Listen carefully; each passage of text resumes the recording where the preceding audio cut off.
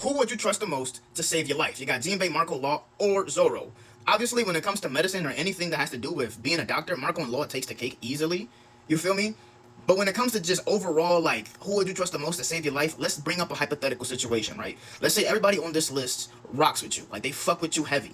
And you've earned their loyalty all equally. Who would you trust the most to save your life? Now, Zoro is the obvious go-to. He is the easiest answer. Loyalty is one of his most defining just traits. Like, that is his thing. He is a very solid pick. But I think Jinbei is a equally good choice, if not slightly better. Hear me out, right? Hear me out. Think about Impel Down.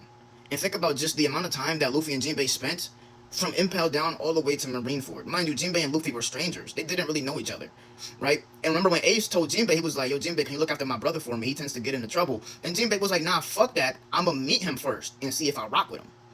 If I fuck with your little brother, you know what I'm saying? I'm going to make sure he's straight. And ever since Luffy freed Jinbei out that cell, bro, Jinbei was on him like glue. He made sure Luffy was good no matter what. He was making sure Luffy was good at Marineford. You know what I'm saying? Whenever Luffy had to get saved, he was there for him. If Luffy fell in the water, he was there to grab.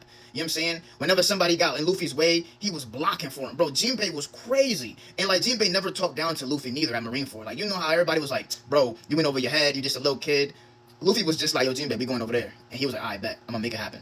I'm not saying that nobody else on this list is doing that, because they most certainly are, but I feel like the amount of time that they spent together compared to the amount of time that Luffy and Zoro have spent, like their crewmates, they spent way more time together.